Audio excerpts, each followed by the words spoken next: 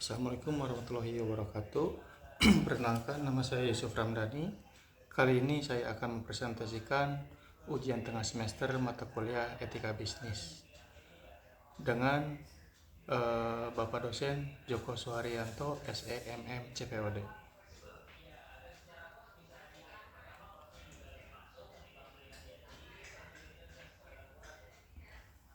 Di sini ada beberapa pertanyaan. Saya menjawab pertanyaan nomor 1.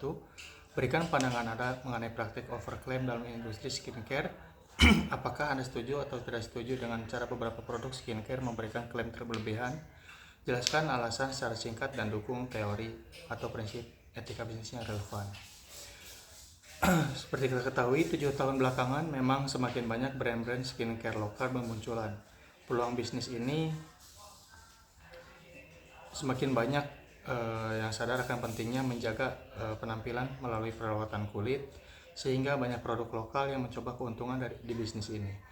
Seorang dokter estetika mengungkap daftar produk skincare lokal yang overclaim terhadap produknya, sehingga dinilai mampu menipu konsumen.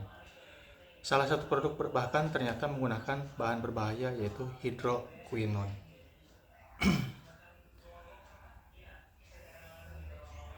Hidroquinone itu merupakan bahan pemutih kulit yang terkenal efektif dan cepat memutihkan kulit. Karena khasiatnya, bahan ini sering dijadikan kandungan dalam berbagai skincare dan kosmetik. Namun hidroquinone ternyata memiliki efek samping sehingga aturan pemakaiannya diatur ketat oleh BPOM. Meski efektif dalam memutihkan kulit, pemakaian hidroquinone menuai banyak pro dan kontra di antara para konsumen. Pasalnya, efek samping memakai skincare atau kosmetik dengan kandungan hidroquinone ini dianggap lebih besar daripada manfaat yang akan diperoleh. Saya sangat tidak setuju dengan adanya overclaim pada produk skincare yang sedang marak terjadi akhir-akhir ini. Kerugian adalah dampak overclaim dari skincare yang paling nyata dialami oleh pengguna. Pengguna tentu membeli skincare dengan tujuan untuk mengatasi sejumlah masalah kulit yang dialaminya. Namun, jika terjebak dengan produk overclaim, hasil yang didambakan akan lambat terwujud. Alhasil, apabila menggunakan produk skincare overclaim, pengguna akan dirugikan karena mengeluarkan dana untuk membeli produk yang tidak sesuai dengan klaim yang seharusnya mereka dapatkan. Singkatnya, ini sama dengan penipuan.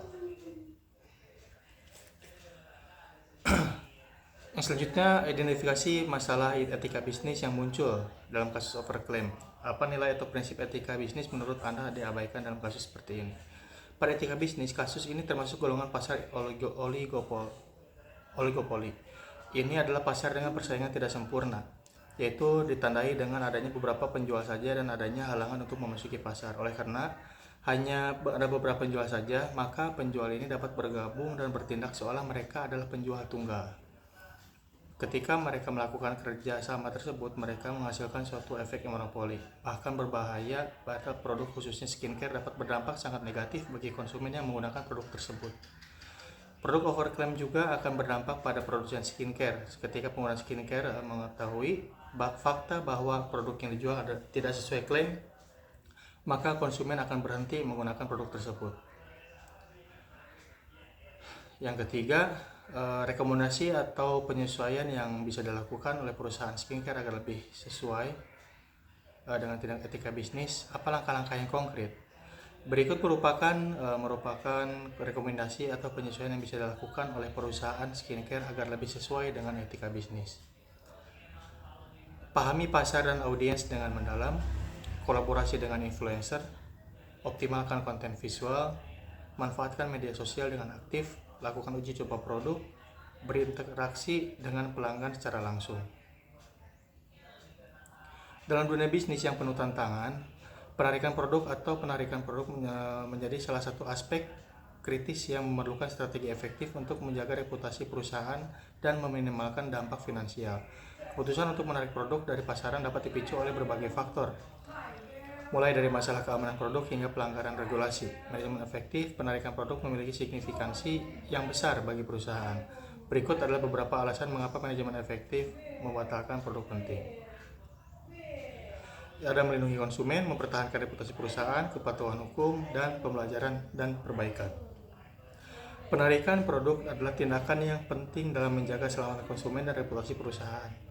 Manajemen efektif penarikan produk yang melibatkan pengungkapan masalah, pemberitahuan kepada konsumen, pengumpulan produk yang ditarik, evaluasi penyebab masalah, dan langkah-langkah perbaikan. Dengan melaksanakan penerbitan untuk produk dengan baik, perusahaan dapat melindungi konsumen, mempertahankan reputasi perusahaan, mematuhi hukum, dan memperbaiki proses produksi mereka. Yang keempat, identifikasi peraturan pemerintah atau kebijakan yang relevan di Indonesia terkait keamanan produk kosmetik dan skincare seperti pada aturan dari BPOM, Badan Pengawas Obat dan Makanan. Bagaimana perusahaan dapat memastikan bahwa produk mereka mematuhi regulasi tersebut? Jelaskan langkah-langkah yang perlu diambil agar sesuai dengan peraturan dan standar yang berlaku.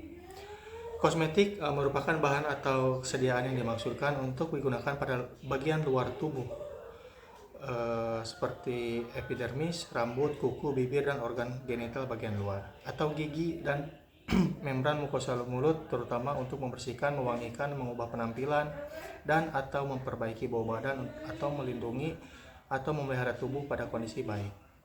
Cara pembuatan kosmetik yang baik selanjutnya disingkat menjadi CPKB, adalah seluruh aspek kegiatan pembuatan kosmetik yang bertujuan untuk menjamin agar produk yang dihasilkan senantiasa memenuhi persyaratan mutu yang ditetapkan sesuai dengan tujuan penggunanya.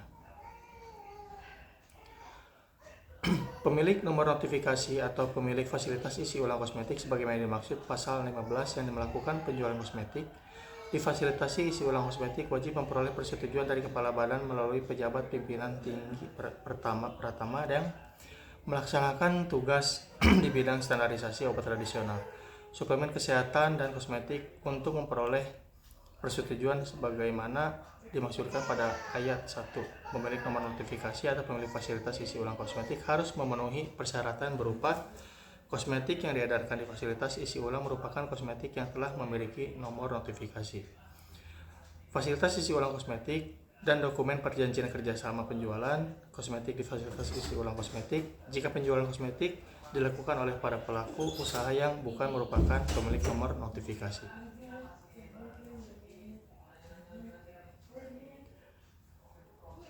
Yang kelima, jelaskan outcome atau dampak yang Anda harapkan jika perusahaan skincare benar-benar menerapkan etika bisnis yang sesuai dan mematuhi peraturan pemerintah. Bagaimana penerapan ini bisa berdampak pada kepercayaan konsumen, reputasi perusahaan, dan kesehatan masyarakat. Dampak dari perusahaan skincare jika mematuhi dan menerapkan etika bisnis akan menguntungkan bagi perusahaan dalam meningkatkan kepercayaan konsumen terhadap produknya. Harapan dari konsumen adalah kejujuran dan transparansi dari produk tersebut, sehingga akan terhindar dari segala risiko kesehatan pengguna produk tersebut. Pemerintah, khususnya BPOM, menerapkan aturan yang berlaku guna keselamatan dan kesehatan konsumen. Reputasi perusahaan akan terjaga dengan baik dan positif. Testimoni dari konsumen dan kesehatan masyarakat juga tidak kalah penting untuk terus dikembangkan. Baik, berikut merupakan referensi dalam pengerjaan ujian tengah semester dalam mata kuliah etika bisnis ini. Terima kasih, sekian presentasi yang bisa saya sampaikan. Wassalamualaikum warahmatullahi wabarakatuh.